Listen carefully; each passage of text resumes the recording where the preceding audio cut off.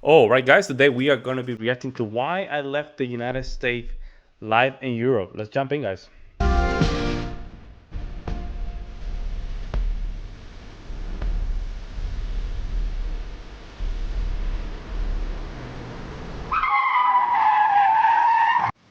Today, I'm going to tell you why I decided to leave the US.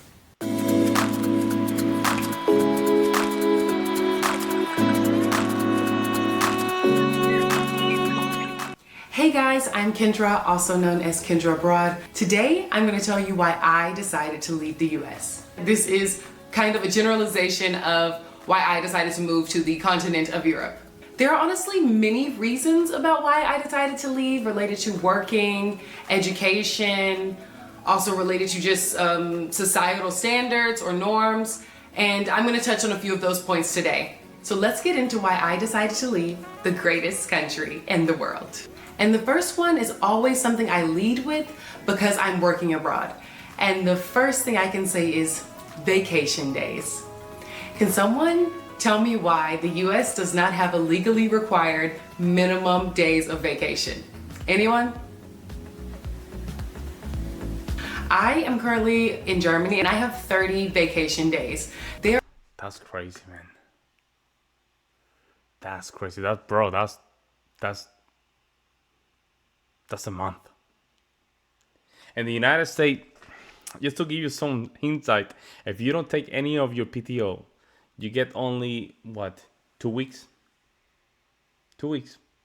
That's it. That's with you without using it. Only 2 weeks. There are about 10 national holidays, and this year, 5 of those fall during the work week. So, Monday through Friday, I have 35 days that I do not have to be at work.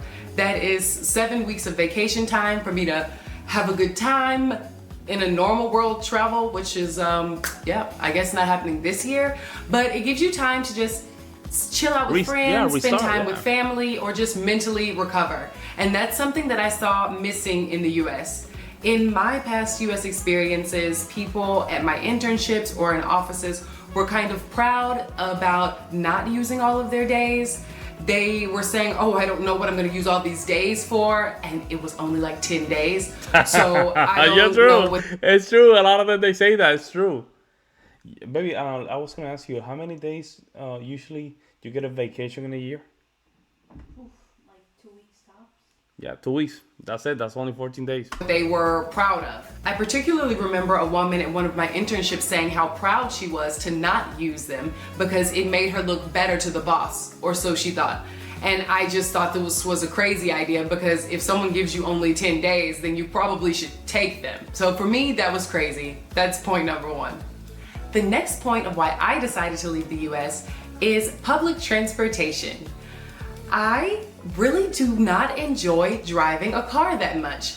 And being from Texas, a giant state with a very quite terrible transportation system in many cities, maybe not Austin, is problematic. I was really excited when I was younger to drive and I really enjoyed it, but as I got older, I just got really tired of doing long commutes. And in particular, one summer when I was working, I spent 3 hours a day in the car because I was driving 1.5 hours there with traffic and 1.5 hours back.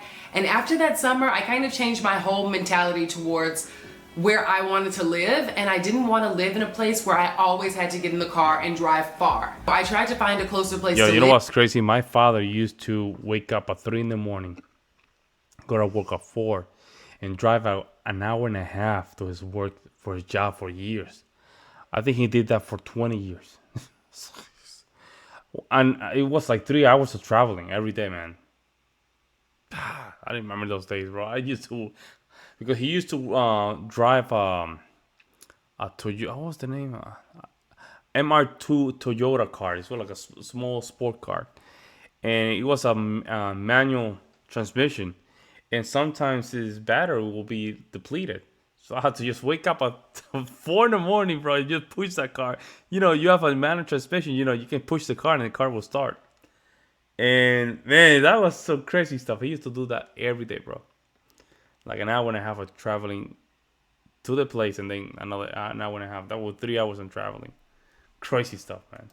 live, and it wasn't possible, and I just didn't want to always have to be in the car every day. I wanted to be in a place where I could have trains, buses, trams, anything to get me from point A to point B in a city. If you live in the country or in like a rural area, it's definitely gonna be more difficult to rely on public transportation, but I've always lived in larger cities in Europe. And I have been without a car for years now, and I've had no problem at all. I may get a car in the future in the next 1 or 2 years, but that's purely because maybe I want to go somewhere on the weekend and make weekend trips. During the work week, I particularly make it important to live near a transportation stop somehow so that I never actually have to drive through traffic or to work every day. And to point 3, we're now getting to education. So I'm touching on a little bit of everything here. Educational costs in the US are ridiculously high. Ridiculously. True. Can we please all have a moment of silence for the students at my university in Texas who now have to pay $30,000 a year for a cost of attendance? That's nothing. Nothing. We're talking about now those prices increases. Now, damn. Now we're talking about 70 to 80K a year in an average. Well, she's doing her bachelor degree, so it might cost less than. But in New York City, Pace University, that's 80K in a year. 80K, bro. In the college is trash. Crazy, man. Yes, that's the classes, that's the housing and the books and all the estimation for that. I am just shocked that it finally reached that point. I remember when I left the university like 5 years ago, then it was around 26,000 or something, and I was just waiting for the day that it would finally hit the number, 30. And it did. It finally hit Crazy, the man. cost of attendance of $30,000. I'm so sorry for you guys. I'm so sorry for, honestly, the society that makes education so expensive. I got my master's degree in Italy here in Europe, and the cost of attendance there, even with the courses, is less than half of what the cost of the courses are in the US, or at my particular university. In Germany, where I'm living now, for a cost of attendance of courses for 1 year, it is like $500 if you go to a public university, which most of them are. $500 a year compared to, I don't know, the tuition, 13, 14,000 at my university. Like, why? I mean, okay, the taxes are higher and we know that, but for me, it's just not fair that only people who have higher incomes or help from their parents or more money are able to go to the university. I feel like if you're passionate about what you want to study and you are interested in something and you really feel like you can make a change, it shouldn't depend on how much money you need to go to university. To me, that's just not fair, and that never sat well with me. I will say though, my university and other universities in the US will provide you with that amazing college experience that you see in all of the movies and TV shows. And that's unforgettable. I mean, that's priceless. Don't do it. Don't do it. Don't do it. You're from Europe. Don't do this. Don't do it. Don't come here to just waste your life. And no, don't do that shit, man. Be smart. You don't need that experience. Don't waste your time. Don't waste your life in ridiculous stuff like that, and partying, stuff like that. Now, you're just doing the same thing that a lot of losers are doing. Do not do that. Go to college, focus, don't go to party, and get it done. I mean, that'll cost you $30,000 a year. And my last point today for this particular video is that I just love living in an international society. This may vary if you're living in like New York City or Los Angeles or something, but in Texas, I only ever met people from the state of Texas, really. Even at university, there were rarely people from another country or even out of state. So by coming here, all of the countries are just so close together and each one has such a different culture and different customs.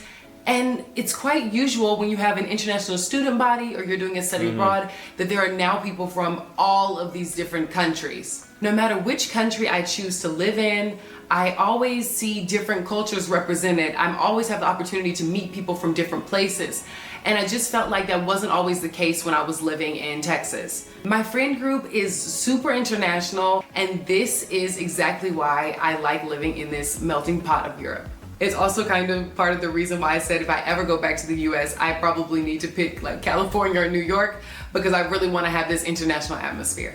So these were just some of the reasons why I decided to leave the US. And I hope I didn't make anyone mad by telling these points, but I feel like they're really true and they're really something. You know, Chrissy, that is just interesting because I'm not that type of guy, man. I'm sorry, guys. I'm just built different. I know that's in my kitchen. I would not go to Germany to meet somebody from China. You see what I'm saying? I don't want to go to Berlin to meet somebody from South Korea. I don't want to do that. I don't. That makes no sense to me in my head.